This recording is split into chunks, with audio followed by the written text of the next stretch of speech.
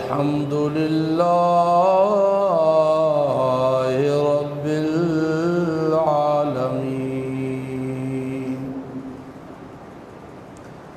اللهم صل على محمد صل على سيدنا سید ساداتنا سید عباداتنا سید ایماننا سید رونق جدراننا سید ذہاننا سید رونق زماننا و مکاننا سید نظرت ایماننا علی محمد حمداً بمحمد حامداً بمحمد حمیداً بمحمد حموداً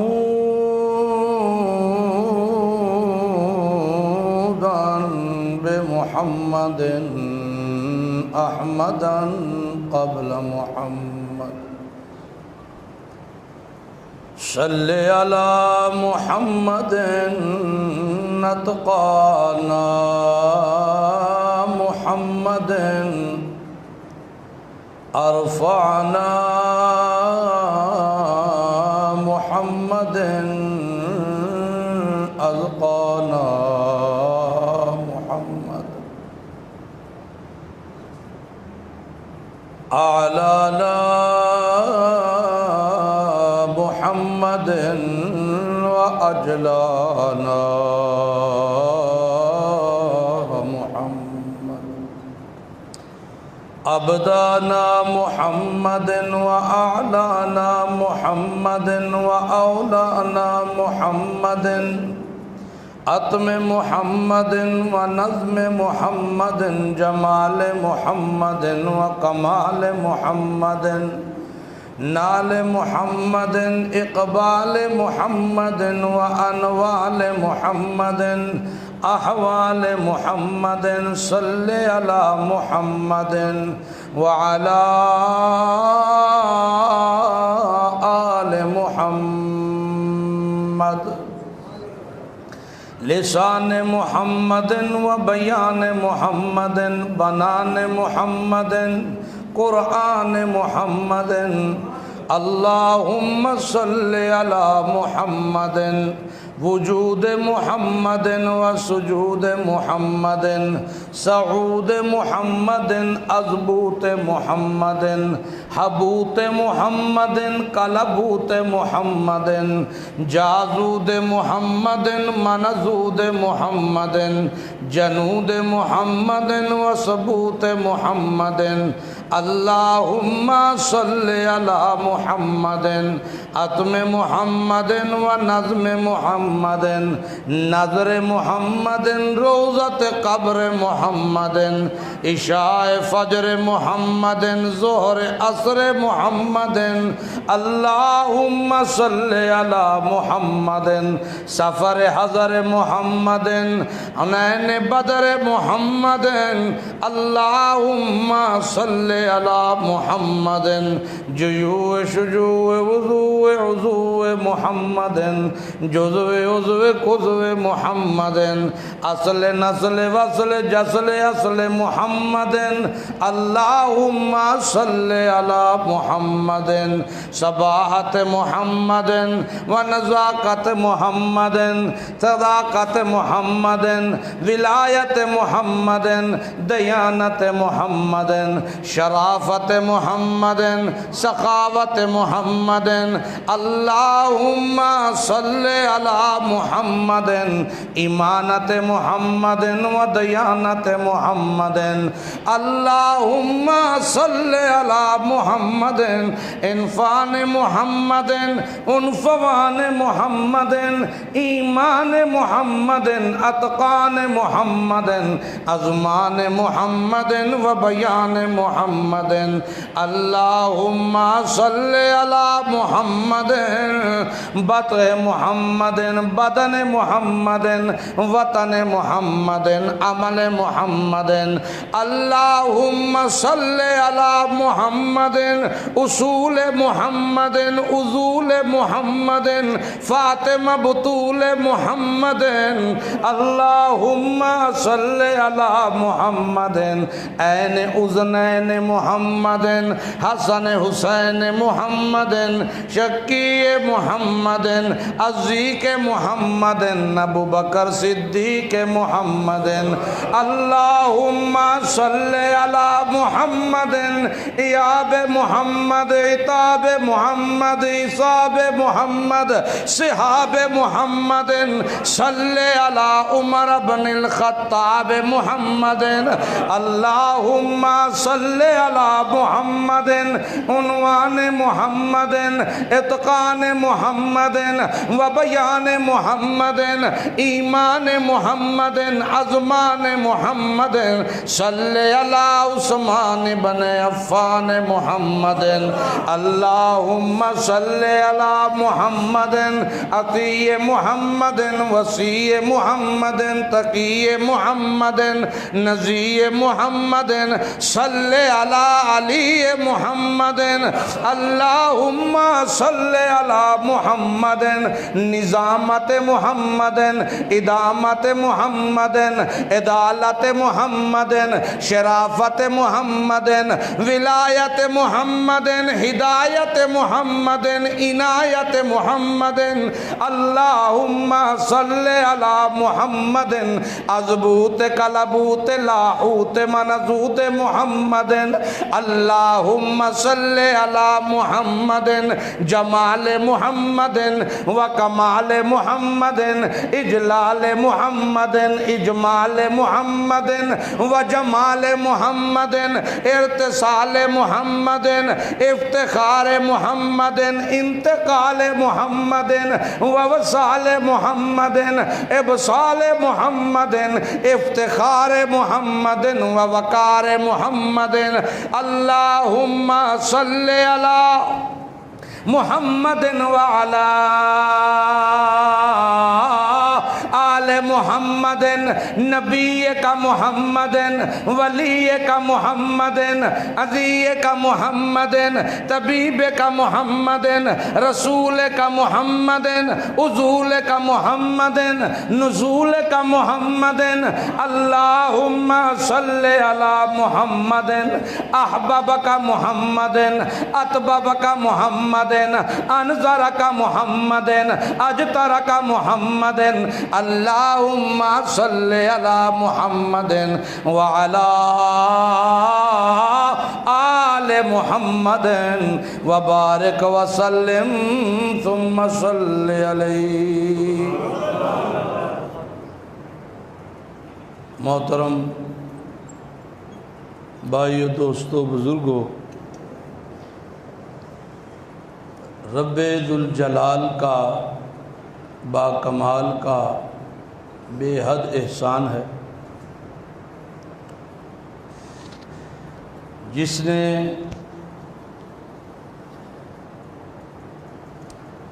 ابتدا ہی سے اپنے گھر میں آنے کی، بیٹھنے کی، کتاب اللہ سنت رسول اللہ سے جو محبت ہے، اس محبت میں اللہ کا قرآن سننے سنانے کی توفیق عنایت فرمائی ہے. کہہ دو الحمدللہ. ہمارے بہت سارے دوست یہ سمجھتے ہیں کہ جمعے کا خطبہ شروع ہوگا تو ہم مسجد میں جائیں گے یا جاتے ہیں تو وہ سمجھ لیں کہ وہ جمعہ ادا نہیں کرتے، ان کے ذمہ ظہر کی نماز ہے، کیونکہ قرآن کریم کی نص قطعی سے یہ حکم ہمیں معلوم ہوتا ہے کہ یا ایھا الذین آمنوا اذا نودی للصلاۃ من یوم الجمعۃ فاسعوا الی ذکر اللہ وذروا البیع، اے ایمان والو تم سے بات ہو رہی ہے، بے ایمانوں سے نہیں ہو رہی۔ جب جمعے کی اذان تمہارے کانوں میں پڑ جائے، یہاں خطبے کی بات نہیں ہو رہی، اذان تمہارے کانوں میں پڑ جائے تو فَاسْعَوْا إِلَىٰ ذِكْرِ اللَّهِ، اللہ نے یہ نہیں کہا کہ آ جاؤ، فرمایا دوڑتے ہوئے آ جاؤ۔ وہ کسی گل دی بہت اہمیت ہوئے تو بندہ آندہ دوڑی دوڑ، اللہ نے کہا دوڑتے ہوئے آ جاؤ۔ کیوں آ جاؤ؟ اِلَىٰ ذِكْرِ اللَّهِ، اللہ کی کتاب کو سننے کے لیے۔ ذکر سے مراد قرآن ہے۔ جتنے بھی مفسرین ہیں جس کی مرضی تفسیر اٹھائیں، ذکر سے مراد کتاب اللہ ہے۔ قرآن سننے کے لیے آئیں، کس کے لیے آئیں؟ قرآن سننے۔ کیوں؟ بھائی مقصد کیا ہے جمعے کا؟ جمعۃ المبارک کا مقصد کیا ہے؟ ایک دوسرے کو اس دن کی مبارکباد بھی دیتے ہو، پوسٹیں شیئر کرتے ہو، میسیجز کرتے ہو، کبھی سوچا ہے کہ اس کا مقصد کیا ہے؟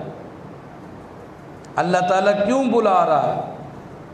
وہ اس لیے بلا رہا ہے تاکہ پورا ہفتہ قرآن کریم کے ان اصولوں کے مطابق زندگی گزارو، ٹھیک ہے؟ اگلے ہفتے پھر نئی تعلیم لینے کے لیے آ جاؤ۔ مقصد ہے نا قرآن کا۔ تو جب وہ مقصد پورا ہی نہیں ہوا، مقصد پورا نہیں ہوا تو جمعے کا کوئی فائدہ ہوا؟ نماز کے ٹائم آ کے جماعت سے مل جانا بالکل نہیں۔ ان لوگوں کے ذمہ ظہر کی نماز ہے، وہ ادا کریں، نہیں کریں گے گناہ گار ہیں۔ مقصد پورا ہونا چاہیے۔ مقصد ہے کتاب الہی کا سننا، سمجھنا، غور کرنا، فکر کرنا۔ اور اگر کوئی مسئلے کو سنتا ہے اور سننے کے بعد انسنا کر دیتا ہے تو وہ دوہرا گناہ گار ہے۔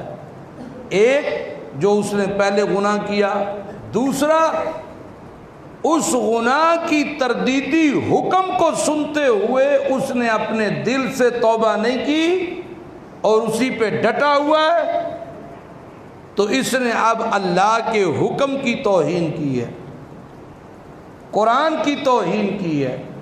دیکھو جتنی دیر تک چودھری صاحب نے مسئلہ سمجھایا نہیں، کوئی گل کیتی نہیں، انی دیر تک بندہ اپنے تائیں بڑا خوش ہے۔ جدو چودھری نے لیا کے بلا کے ڈیرے تے سمجھایا ہے، اس تو بعد بھی وہ انجی ہے، تو چودھری یار بنے گا کہ دشمن بن جائے گا؟ یہ تو دنیا دار بندے کی بات کو جٹلانے سے وہ دشمنی پیدا کر لیتا ہے۔ تو بندہ کمزور ہو کے اپنے رب کی بات کو سن کر انسنا کر دے، پڑھ کر ان پڑھا کر دے، دیکھ کے اندیکھا کر دے، کیسے ممکن ہے؟ یہ باتیں میری سمجھ میں نہیں آتی کہ ہم پھر بھی مطمئن ہیں، ہم پھر بھی زندگی بڑے سکون سے گزار رہے ہیں اپنے تائیں، بڑے سکون سے، یہ سمجھتے ہیں کچھ بھی نہیں ہوا۔ اللہ کی بات سن کر اپنی غلطی پر نادم ہونے کی بجائے اگر ہم ڈٹے ہوئے ہیں تو پھر ہم سے بڑا بد نصیب کوئی نہیں ہے کائنات میں۔ اس کا مطلب یہی ہے کہ ہم خوشامدی کے لیے آتے، دکھلاوے کے لیے آتے ہیں، دکھانے کے لیے آتے ہیں، اور مقصد ہمارا اللہ کو یاد کرنا یا اللہ کو راضی کرنا نہیں۔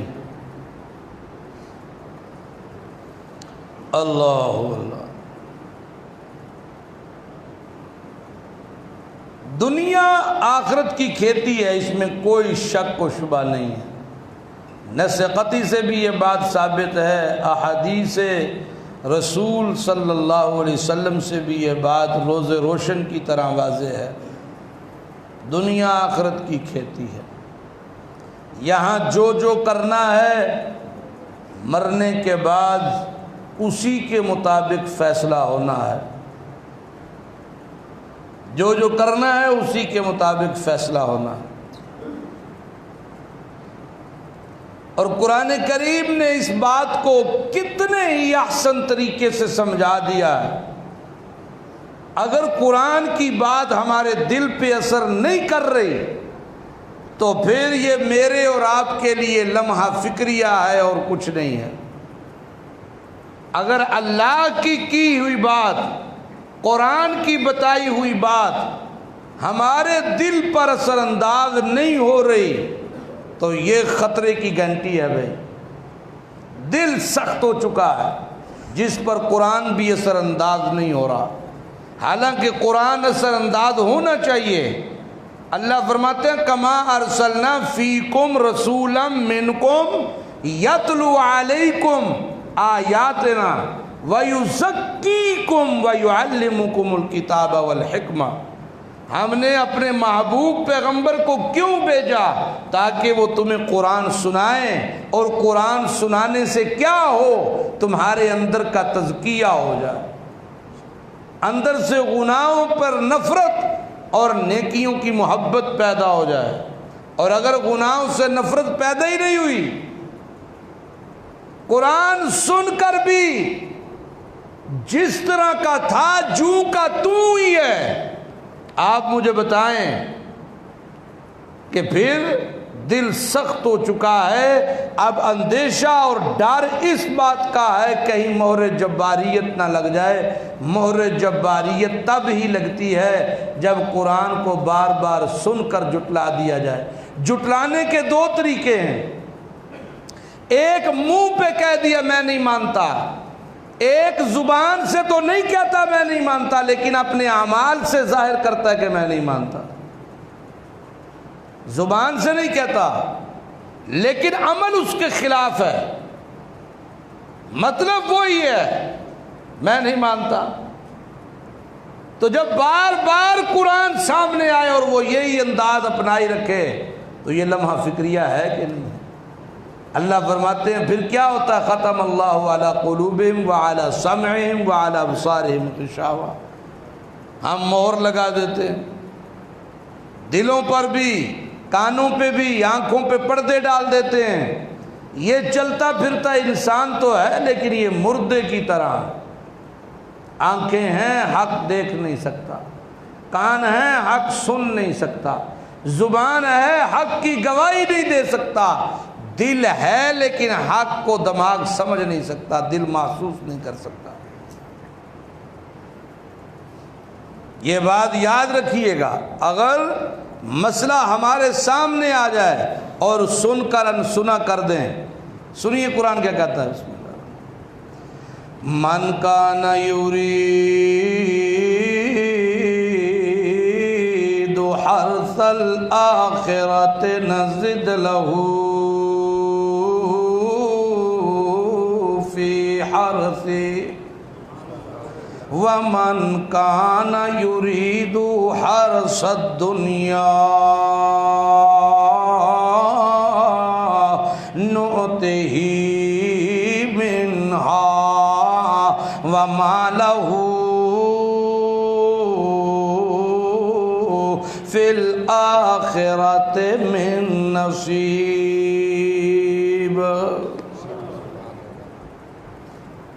من کان یرید حرث الآخرہ، من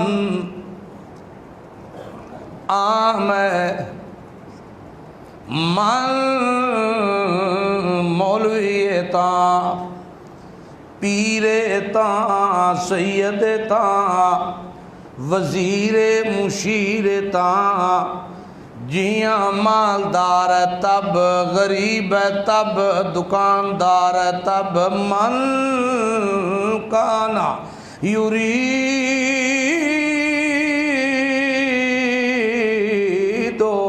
ہر سل آخرت، جو کوئی بھی تم میں سے او کائنات کے لوگوں، جو کوئی بھی تم میں سے آخرت کی کھیتی کا طالب ہو، آخرت محبوب رکھتا ہو، آخرت کی تیاری کرتا ہو، آخرت میں جانے کا شوق ہو، اخروی انعامات کا شوق ہو، اخروی تیاری میں مصروف ہو، دنیا کی زندگی میں آخرت کی تیاری کو ترجیح دیتا ہو، آخرت کے لیے ایسے اعمال کرتا ہو، آخرت کے لیے سب کچھ جوڑ رہا ہو، دنیا پہ بھی مال خرچ کر رہا ہے، اللہ کے دین پر بھی خرچ کر رہا ہے، یتیموں بیواؤں پہ بھی خرچ کر رہا ہے، مساکین پہ بھی خرچ کر رہا ہے۔ او میاں اتنا زیادہ کیوں خرچ کرتے ہو؟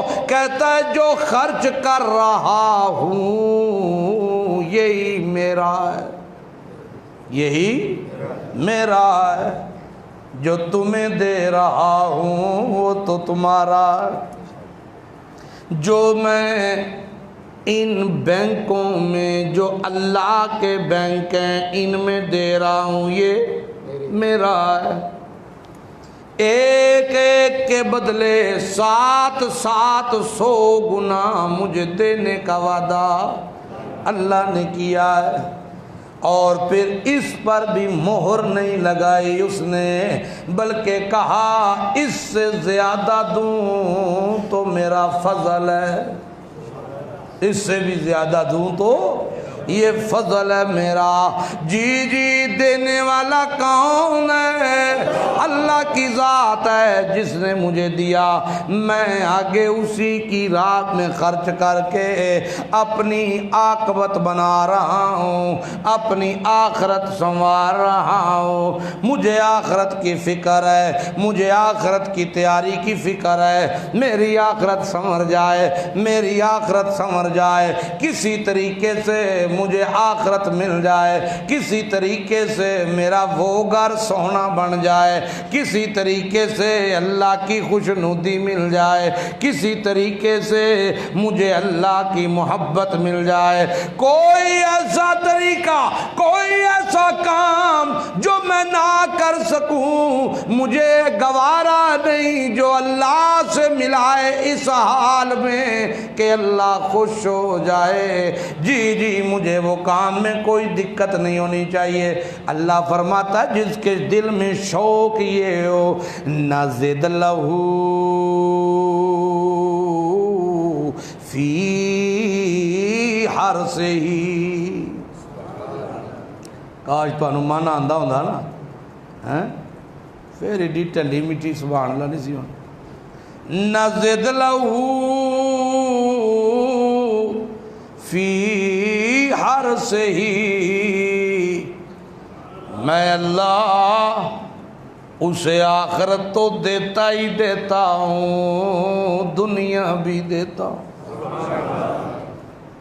آخرت تو ہے ہی ہے، آخرت کی رونقیں تو ہے ہی ہیں، آخرت کے مزے تو ہیں ہی ہیں، لیکن میں اللہ اسے دنیا بھی دیتا ہوں، اسے دنیا میں ذلیل نہیں ہونے دیتا، اسے دنیا میں اللہ مقروض نہیں مرنے دیتا، اسے دنیا میں اللہ فاقوں پہ نہیں لاتا، میں دنیا میں اسے ذلیل اور رسوا نہیں ہونے دیتا، میں دنیا بھی دیتا ہوں آخرت بھی دیتا ہوں۔ من کانا یریدو حرث الدنیا، لیکن جو دنیا کمانا چاہتا ہے، جو دنیا کمانا چاہتا ہے، اللہ کہتا نؤتے ہی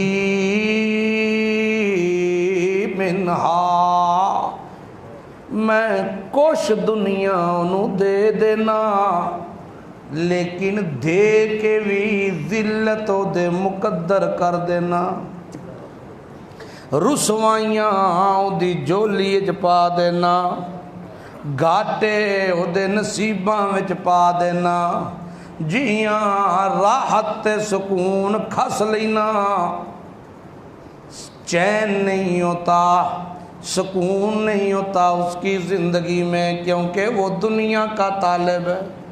کچھ دنیا دے دیتا ہوں، کچھ دنیا، ایک کچھ وچ زمیناں، گڈیاں، مکان تے کوٹھیاں، نرم نرم گدے، لیکن سارا کچھ دے کے جیڑیاں چیزاں میرا فضل او نہیں دیندا، راحت نہیں دیندا، قلبی سکون نہیں دیندا، فرما برداری اولاد دی نہیں دیندا، رشتیاں دا اخلاص نہیں دیتا، میں برکتیں نہیں دیتا، میں اپنی خوشی، اپنی رضا اسے نہیں دیتا۔ سنو لوگو، مالہو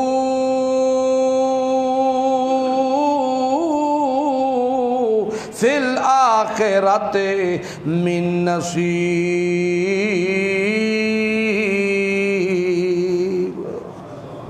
آخرت چ کوئی حصہ نہیں ہوندا ہے دا۔ اب سوچ لو ہم کہاں کھڑے ہیں، ہم کہاں کھڑے ہیں، سوچ لو۔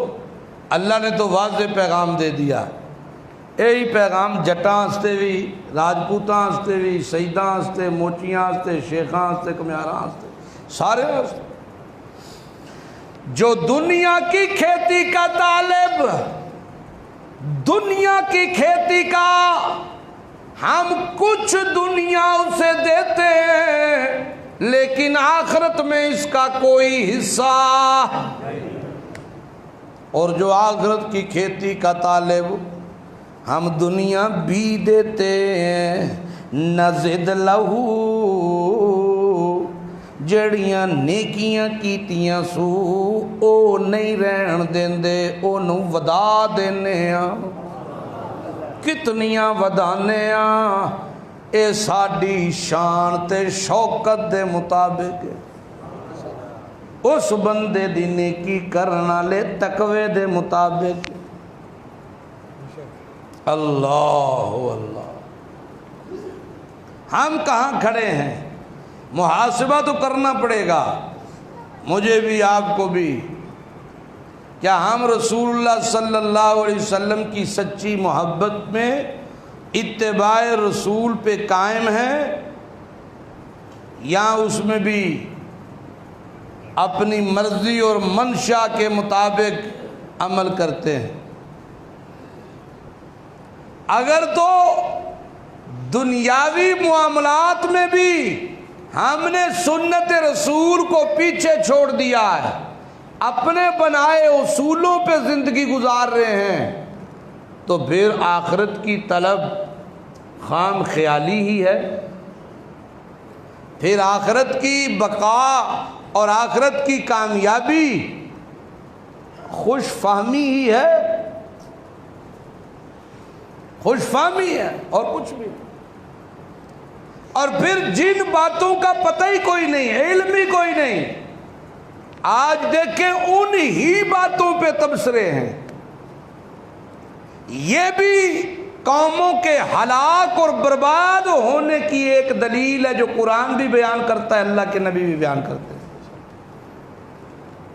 نبی علیہ السلام نے فرمایا تم سے پہلے بہت ساری قومیں تباہ ہو گئیں، ان باتوں پہ تبصروں میں وقت ضائع کیا جن کے تبصروں کا کوئی فائدہ نہیں، علم ہی کوئی نہیں، جہالت کی بنا پر،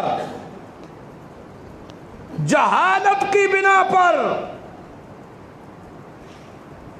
تبصرے، گھنٹوں باتیں، اختلافات، محبتوں کا معیار اور نفرتوں کا معیار ان باتوں پہ بنا رکھا ہے، محبتوں کا معیار، نفرتوں کا معیار ان باتوں پہ بنا رکھا ہے۔ جن کا اللہ سے کوئی تعلق ہی نہیں، جن کا اللہ کی رضا سے کوئی تعلق نہیں ہے، جن کا اللہ تعالی کی خوشنودی سے کوئی تعلق نہیں ہے، ان باتوں، ان قصوں میں آج کل اس مہینے کی رونق بنتا ہے واقعہ کربلا، جس پر ہم پچھلے 2 جمعوں سے کچھ نہ کچھ باتیں عرض کرتے آئے ہیں۔ ایک واقعہ وہ بھی ہے اس میں، اور آپ یقین جانیے آج مسلمانوں کے ذہنوں میں حضرت حمزہ کی شہادت کی وہ اہمیت نہیں ہے جو حضرت حسین کی شہادت کی اہمیت ہے کہ نہیں ہے؟ بولو تو صحیح۔ آج فاروق اعظم کی شہادت کی وہ وقت نہیں جو حضرت حسین کی شہادت کی ہے۔ حضرت عثمان رضی اللہ تعالی عنہ کی شہادت کی وہ اہمیت نہیں ہے جو حضرت حسین کی شہادت کی اہمیت ہے۔ اور اگر دیکھا جائے تو حضرت حسین کے والد امیر المومنین علی المرتضیٰ رضی اللہ تعالی عنہ بھی تو شہید ہوئے ہیں نا، ان کی شہادت کی وہ وقت نہیں ہے جو حضرت حسین کی شہادت کی وقت ہے۔ کبھی سوچا ہے آپ نے، کبھی سوچا ہے آپ نے کہ شہداء تو یہ بھی ہیں، اور یہ شہداء زیادہ قریب ہیں محمد الرسول اللہ کے۔ حضرت حسین رضی اللہ تعالی عنہ اللہ کے نبی کے نواسے ہیں، رسول کائنات صلی اللہ علیہ وسلم کی آنکھوں کی ٹھنڈک ہے، اس میں کوئی شک نہیں ہے، صحابی رسول ہیں، اس میں کوئی شک نہیں ہے۔ میں ان کو کیوں کہہ رہا ہوں وہ اللہ کے نبی کے زیادہ قریب ہیں، اور ایک اور جملہ کہوں کہ وہ شہداء اللہ کے بھی زیادہ قریب ہیں۔ آپ کہیں گے اس پر کوئی دلیل، تو میں دلیل قرآن سے پیش کروں گا۔ قرآن کریم میں اللہ تعالیٰ نے ایک واضح فرق جو ہے وہ بتا دیا، ایمان والوں کو واضح فرق بتا دیا، اور اس فرق کو بیان کرنے سے کسی کے درجے کو کم نہیں کیا، فرق بتا دیا۔ سنیے گا، سورہ حدید آیت نمبر 10 ہے، اپنے گھروں میں جا کے ترجمہ بھی دیکھیے گا، سنیے گا۔ لا یستوی منکم من انفق من قبل الفتح وقاتل اولئک اعظم درجۃ من الذین انفقوا من بعد وقاتلوا۔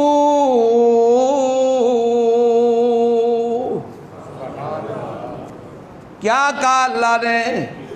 لا یستوی منکم من انفق من قبل الفتح، فتح مکہ سے پہلے جن لوگوں نے مال اللہ کی راہ میں خرچ کیا اور جہاد کیا، کس سے پہلے؟ فتح مکہ سے پہلے۔ قرآن کہتا ہے اولئک اعظم درجۃ، ان لوگوں کا درجہ بہت زیادہ ہے، من الذین، ان لوگوں سے، انفقوا من بعد وقاتلوا، جنہوں نے فتح مکہ کے بعد اپنا مال اللہ کی راہ میں خرچ کیا اور جہاد کیا۔ تو فتح مکہ سے پہلے کے جو مسلمان ہیں ان کا درجہ اللہ کے ہاں زیادہ ہے فتح مکہ کے بعد والے مسلمانوں سے۔ جن لوگوں نے فتح مکہ سے پہلے اللہ کی راہ میں مال خرچ کیا، جہاد کیا، قربانیاں دیں، کیونکہ فتح مکہ سے پہلے کا زمانہ اسلام کا سخت زمانہ تھا۔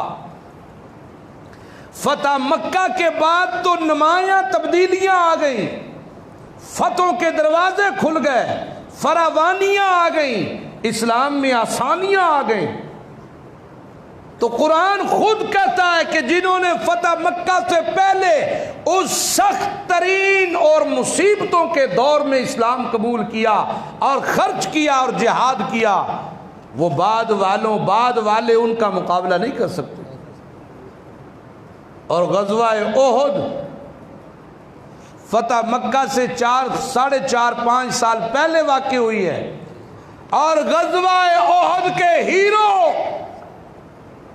اللہ کے پاک پیغمبر کے سگے چچا سیدنا حمزہ، جنہیں اللہ کے نبی نے اسد اللہ کا لقب دیا اور جنہیں سید الشہداء کا لقب ملا، وہ غزوہ احد کے شہید ہیں۔ اور پھر غزوہ بدر کے ہیرو عمر فاروق رضی اللہ تعالیٰ عنہ، حضرت علی المرتضی رضی اللہ تعالیٰ عنہ، اور خود اللہ کے پاک پیغمبر محمد عربی صلی اللہ علیہ وسلم نے حضرت عثمان کو بھی بدری کہا، اس لیے کہ وہ بدر میں شریک تو نہیں ہوئے، لیکن رسول کائنات صلی اللہ علیہ وسلم کی بیٹی بیمار تھی، آپ نے انہیں اپنی بیوی کی تیمارداری کے لیے چھوڑا اور فرمایا تو بھی اسی طرح ہے جس طرح بدری ہے۔ اور ان صحابہ کی شہادتیں نہیں ہوئی، لیکن ان کی شہادت اتنی اہمیت آج مسلمانوں کے دلوں میں بھی نہیں رکھتی جتنی اہمیت حضرت حسین رضی اللہ تعالیٰ عنہ کی شہادت رکھتی۔ کیوں؟ اس لیے کہ یہ ایک پراپیگنڈا تھا مسلمانوں کے اندر اسلام کو کمزور کرنے اور صحابہ رسول پر سے اعتماد کو اٹھانے کا۔ اس لیے اس واقعے کو ایسی رنگینیاں دی گئیں۔ آپ اس واقعے کو ایک سائٹ پہ کر دیں، ایک پورا مذہب ختم ہو جائے، ایسی رنگینیاں دی گئیں۔ اور اس پر سب سے پہلے کتاب لکھی مقتل حسین کے نام پر کس نے؟ لوط بن یحییٰ نے۔ اور یہ لوط بن یحییٰ کون تھا؟ اس کی کنیت تھی ابو محنف۔ دونوں طرفین میں، سنیوں کی کتابوں میں بھی اور ان کی کتابوں میں بھی لوط بن یحییٰ کے بارے میں لکھا گیا کہ بڑا وضاع قسم کا آدمی تھا۔ وضاع سمجھتے ہو؟ روایتیں گھڑنے والا، قصے کہانیاں خود سے بنانے والا، اور یہ عبداللہ بن سبا کی ذریت میں سے تھا، یہودیوں کی اولاد تھا لوط بن یحییٰ۔ اس نے سب سے پہلے کتاب لکھی، اور اسی کتاب سے آنے والوں نے وہیں سے عبارتیں اٹھائیں اور اپنی اپنی کتابیں لکھنا شروع کر۔ آپ دیکھیں کہ عجیب و غریب چیزیں اور نئی چیزیں، ہر سال آپ کو نئی چیزیں دیکھنے کو ملیں گی۔ آج کل کلپ بنا کے، ویڈیوز بنا کے، معاذ اللہ ثم معاذ اللہ اہل بیت اطہار کی ان بچیوں کی بے حرمتی کی جا رہی ہے۔ لڑکیوں کے بال آگے پھینک کے، پیچھے تیر کا نشان بنا کے ان کو گزارا جا رہا ہے، ٹھیک ہے، اور جو ہے وہ منظر پیش کیا جا رہا ہے۔ آپ بتائیں یہ توہین نہیں ہے پیغمبر کے گھرانے کی؟ اور پھر عبارتیں عجیب و غریب۔ اللہ کے پیارے پیغمبر کی مسجد 3 دن تک بند رہی، وہاں گدھے آتے رہے، جانور آتے رہے، جانوروں نے وہاں پیشاب کیا۔ انا للہ و انا الیہ راجعون۔ او حالات کنج دے بھی ہو جان، اے دے 1450 سال بعد دا زمانہ ہے نا، حالات کنج دے بھی ہو جان، تسی اپنی مسیتی کسی جانور نو وڑن دیں دے ہو؟ کس طرح کے بھی حالات ہو جائیں، ظلم و ستم کے بادل کیا آج گرم نہیں ہے؟ کبھی آپ کو آپ کی مسجد سے کسی نے نماز پڑھنے کے لیے روکا؟ آپ کی مسجد میں جانور آ کے، گدھے آ کے، کتے آ کے پیشاب کر سکتے ہیں؟ اور آپ نے مان لیا کہ پیغمبر محمد عربی صلی اللہ علیہ وسلم کی مسجد نبوی کے بارے میں، جو صحابہ کا مسکن ہے، وہاں پہ یہ حالات ہوئے۔ انا للہ و انا الیہ راجعون۔ صرف اور صرف یہ تمام کی تمام سرگرمیاں اس لیے کہ مسلمانوں کا صحابہ پر سے اعتماد ختم ہو جائے، اصل چور بچ جائیں، اور جن پر الزام پوری سوچ کے ساتھ لگایا گیا ہے وہ الزام ثابت ہو جائے۔ اور اگر وہ الزام ثابت ہوتا ہے تو کتنے صحابہ اور امہات المومنات اس کے اندر جکڑے جاتے ہیں، آپ تصور نہیں کر سکتے۔ اصل مجرم یہودیوں کی اولاد بچ جاتی ہے، ہوش کے ناخن لینے پڑیں گے مسلمانوں کو۔ اصل حقائق کی تحقیق کریں، اللہ نے عقل دی ہے اسے استعمال کریں۔ تو قرآن کریم کیا کہتا ہے؟ آپ سنیں، قرآن کا انداز آپ کو سمجھ آئے گی کہ قرآن کریم کا انداز خود اس واقعے کی طرف اور ان باتوں کی طرف اور اس جیسی تمام حرکات کی طرف اشارہ کرتا ہے۔ ام لہم شرکاء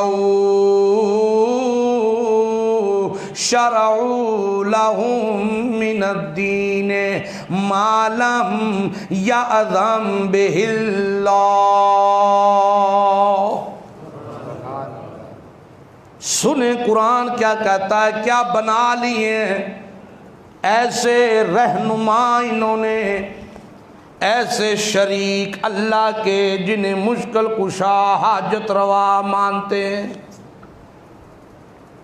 جنہیں فریاد رس مانتے ہیں، جنہیں بیٹے بیٹیاں دینے والا مانتے ہیں، جنہیں اللہ کی صفات میں شریک مانتے ہیں، ایسے ایسے بنا لیے انہوں نے اپنے پیشوا۔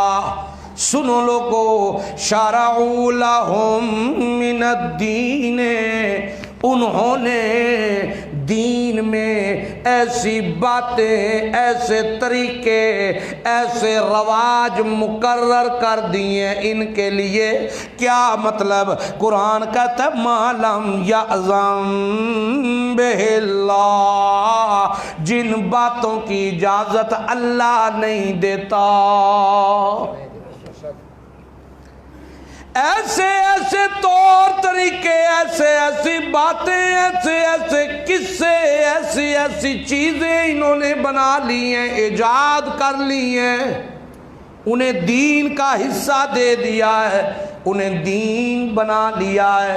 ان کے بغیر اگر کوئی چلے تو انہیں ملامت کرتے ہوئے نظر آتے ہیں، حالانکہ اللہ کی طرف سے ایسی باتوں کی اجازت۔ اور سمجھ آئیے کوئی؟ ایک اور حوالہ دوں پھر اس کو تھوڑا سا سمجھاتا ہوں۔ اللہ قرآن کیا کہتا ہے؟ اللہ فرماتے ہیں لوگو والذین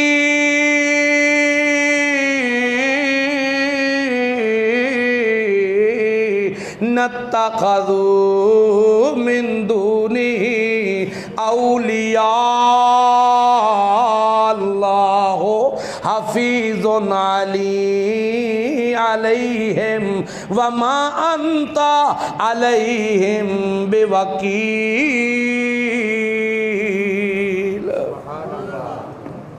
کیا کہتا ہے قرآن؟ والذین اتخذوا من دونہ اولیاء، انہوں نے اللہ کو چھوڑ کر اولیاء نو اپنا سرپرست بنا لے، اللہ نو چھڑ دیتے انہیں تے انتخاب کر لے انہیں ہر گل وچ اولیاء دا۔ اللہ کہتا ہے اللہ حفیظ علیہم، اللہ دی نگاہ وچ سارا معاملہ انہاں دا وی تے تواڈا وی۔ وما انت علیہم بوکیل۔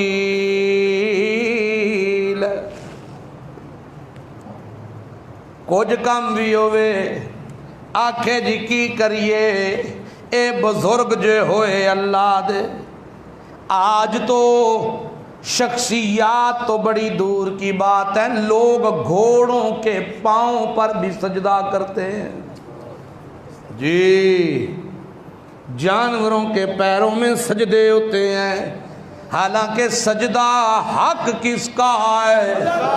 سارے بولو، پچھلے تسی بھی بولو، انج کر کے بولو، انج کر کے۔ سجدہ حق کس کا؟ اللہ کے حق کو غیروں میں، جانوروں میں ماننا یہ توحید ہے کہ شرک ہے؟ اللہ فرماتا ہے تم نے بنا لیا اللہ کو چھوڑ کر، اور ان رہنماؤں نے، ان جاہلوں نے، ان بناوٹی پیروں نے، ان بناوٹی تمہارے رہنماؤں نے ایسی ایسی باتیں بنا لی ہیں، شرعوا لہم من الدین، تمہارے دین کے لیے ان باتوں کو مقرر کر دیا ہے۔ اللہ ان باتوں کی اجازت نہیں دیتا۔ ابھی آئے گا آگے ربیع الاول کا مہینہ آ رہا ہے، وہاں بھی عجیب و غریب قسم کے عقائد اور نظریات ہیں، عجیب و غریب قسم کے۔ آپ مجھے ایک بات بتائیں، آپ کا والد، آپ کا بھائی حج یا عمرہ کر کے واپس آئے تو ہم اس کے استقبالیے میں کیا کرتے ہیں؟ پھولوں کا ہاتھ ڈالتے ہیں۔ لیکن اگر ہم سفید کاغذ پر ان کے جوتے بنا کر اور ان کے استقبال پر وہ جوتے لہرائیں، یہ ان کا ادب ہے کہ بے ادبی ہے؟ بول دے نہیں، بول دے نہیں۔ سارا بازار چندہ دے گا، سارا بازار وچے ہی سارے، مواحد بھی، دوجے بھی، تیجے بھی، نک نہیں رہندا، منہ نہیں رہندا، برادری نہیں رہندی، سیاست نہیں رہندی، سب،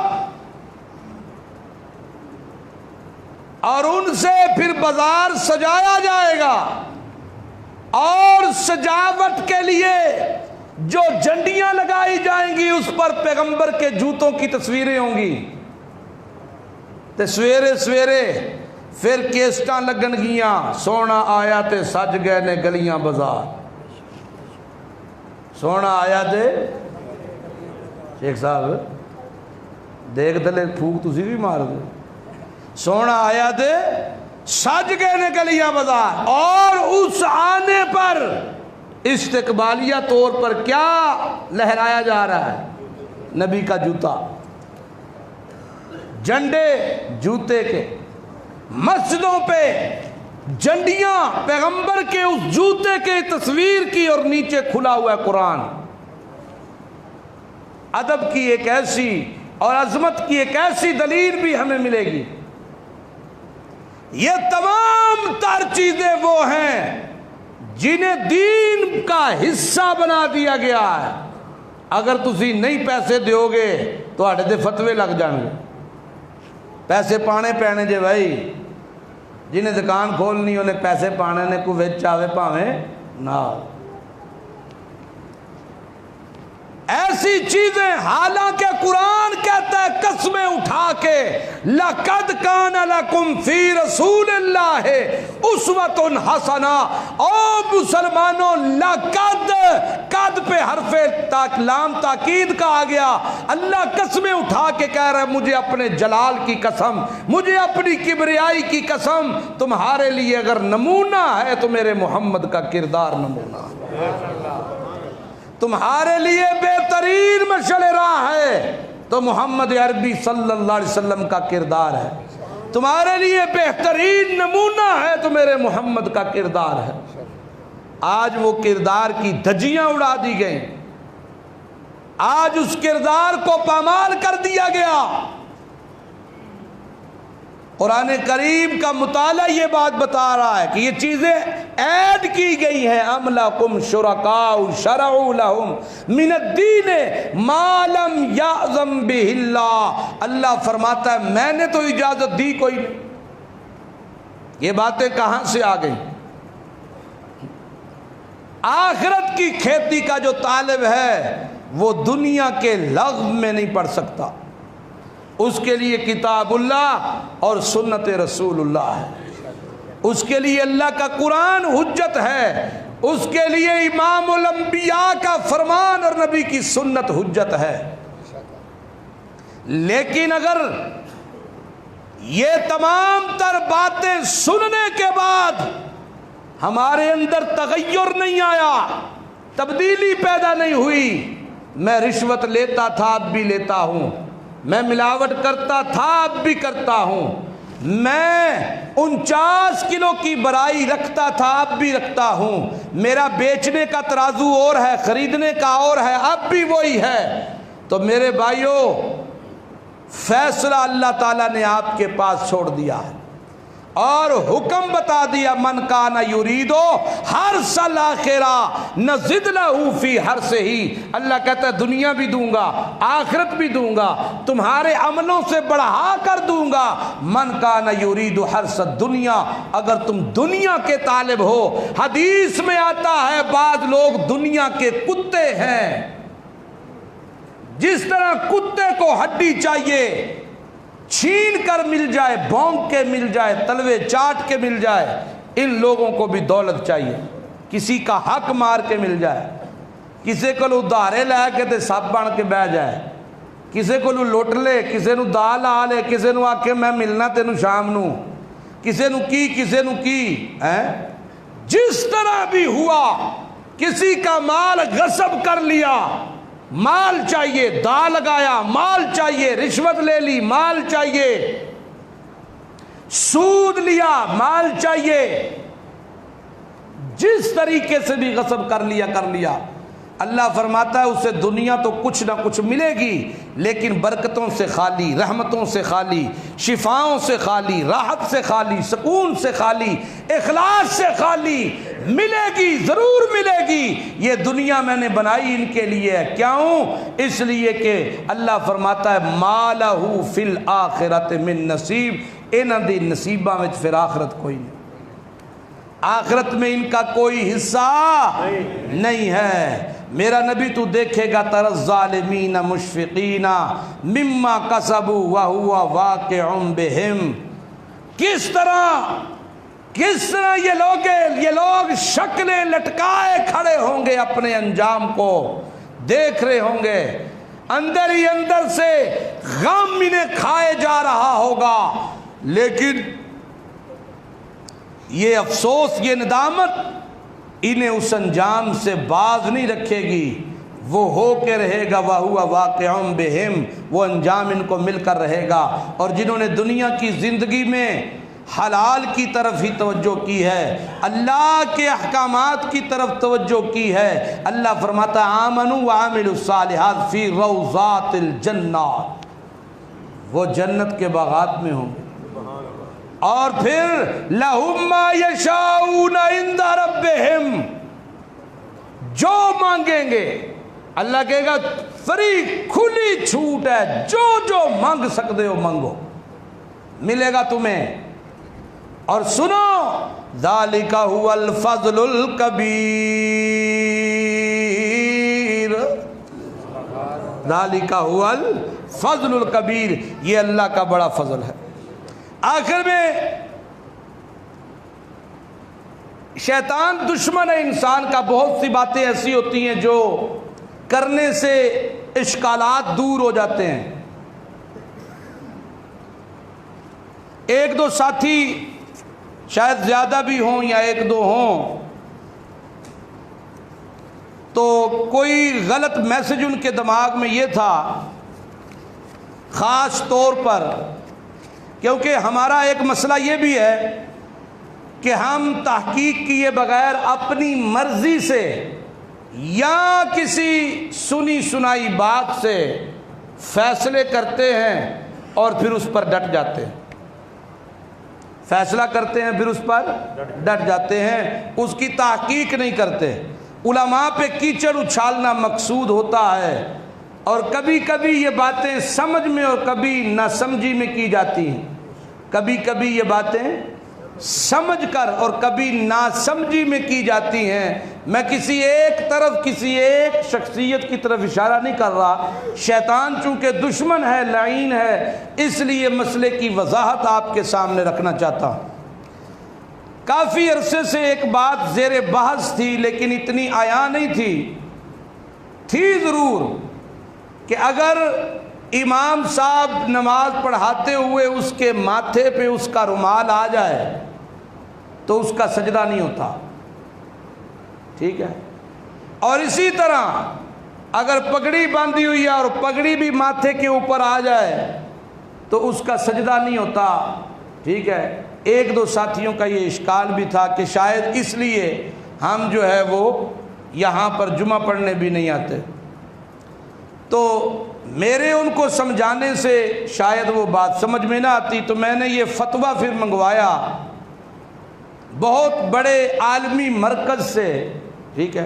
تو فتویٰ اس کی ایک کاپی میں نے ایک ساتھی کو دے دی ہے، اور دوسری کاپی یہاں چھوڑ جاؤں گا، اور بعد میں وہ بات جو ہے وہ مجھ سے کر لے، میں سمجھا بھی دوں گا، لیکن یہاں جو مسئلہ آیا ہے وہ آپ کو بھی سمجھا دوں۔ اس کے جواب میں فتویٰ یہ آیا ہے کہ پیشانی ڈھکی رہنے سے سجدہ ہو جاتا ہے۔ اصل میں مسئلہ یہ ہے کہ یہ حصہ جو ہے اس کو زمین کی سختی معلوم ہونی چاہیے، وگرنہ زمین پر ہی سجدہ کرنا ہے تو پھر ان صفوں پر بھی سجدہ نہیں ہوتا، کیونکہ زمین اور آپ کی پیشانی کے درمیان صف حائل ہے۔ یا پھر اگر کوئی ٹوپی سر پہ پہن کر صافہ یوں آگے پھینک لیتا ہے تو صافے پہ سجدہ کرتا ہے اس طرح، تو پھر اس کا سجدہ بھی نہیں ہوگا، کیونکہ زمین اور اس کے درمیان وہ پگڑی، وہ صافہ جو ہے حائل ہے۔ لیکن اللہ تعالیٰ سمجھ دے پیشانی ڈکی رہنے سے سجدہ ہو جاتا ہے اگر امامہ کا وہ حصہ، یہ والا جو سر کے اوپر کا حصہ ہے، یہ زمین پہ لگے، پیشانی لگے ہی نہ، تو پھر سجدہ نہیں ہوگا۔ اس کا حوالہ بھی یہاں پر موجود ہے، الہدایہ صفحہ نمبر جو ہے 109 جلد 1 پر۔ دوسرا اس کا حوالہ فتح القدیر میں بھی ہے، اور رد المختار میں بھی ہے، در مختار میں بھی ہے، البنایا میں بھی ہے، یہ حوالے سارے موجود ہیں۔ تیسرا یہ کہا گیا تھا کہ یہ فتویٰ عالمگیری میں موجود ہے کہ نماز نہیں ہوتی، حالانکہ عالمگیریہ فتاویٰ میں اس طرح کا کوئی فتویٰ موجود نہیں ہے۔ فتاویٰ عالمگیریہ میں یہ مسئلہ اس طرح ہے کہ پگڑی اس طرح ہو کہ زمین کا پختہ ہونا معلوم ہو، یعنی جس طرح یہ پگڑی میں نے باندھی ہے اور اس کو یوں سجدہ کیا ہے تو زمین کی سختی مجھے محسوس ہو رہی ہے، تو فتاویٰ عالمگیریہ میں بھی لکھا ہے کہ وہ سجدہ جائز ہے، سجدہ ہو جاتا ہے۔ لیکن اگر کسی نے سجدہ ہی اس طرح کیا ہے کہ سختی معلوم ہی نہیں ہوتی، وہ تو پگڑی باندھے نہ باندھے، بعض لوگ صرف یوں سر نیچے کرتے ہیں اور ماتھا لگنے ہی نہیں دیتے، اس صورت میں سجدہ نہیں ہوگا۔ ادروائز اس مسئلے میں کوئی ایسا جو ہے وہ عذر نہیں ہے۔ تو یہ بات میں نے اس لیے کی ہے کہ آپ لوگ دور دراز سے آتے ہیں، آپ کی مساجد میں بھی یہ بات ہو سکتی ہے، تو یہ فتویٰ جو ہے آپ کے سامنے اس لیے رکھا ہے کہ سمجھ آ جائے۔ تیسری بات یہ ہے کہ یہاں آپ کو پتہ ہے ایک ایشو تھا پچھلے کئی جمعوں سے، ہمارے مشین کا بھی، اسپیکر کا بھی، تو یہ پچھلے دنوں میں ہم نے جو ہے یہ نئی مشین منگوائی تھی، صرف اس لیے کہ نیچے جو ساتھی بیٹھتے ہیں، اوپر جو ساتھی بیٹھتے ہیں، ان تک آواز اچھے طریقے سے چلی جائے، اور ایک دو ساتھی نے اس میں جو ہے وہ پارٹیسپیٹ بھی کیا تھا، کچھ نہ کچھ پیسے دیے بھی تھے کہ یہ میری طرف سے جو ہے وہ ڈال لیجئے گا، تو یہ تقریباً 30,000 روپیہ اس کا خرچہ ہے۔ تو کوشش کرنی چاہیے کہ یہ تو رفع عامہ ہے اور یہ صدقہ جاریہ ہے، یہاں پہ جتنی دیر یہ چلتا رہے گا، آواز آپ تک آتی رہے گی، اس کا اجر و ثواب بھی آپ کو ملتا رہے گا۔ تو جو ساتھی آپ کے درمیان میں یہ ہر جمعے کے دن جو ہے وہ پھر کے مسجد کے لیے چندہ اکٹھا کرتے ہیں، ان میں ذرا اپنی طاقت کے مطابق خرچ کیجئے گا، اللہ عمل کی توفیق عطا فرمائے۔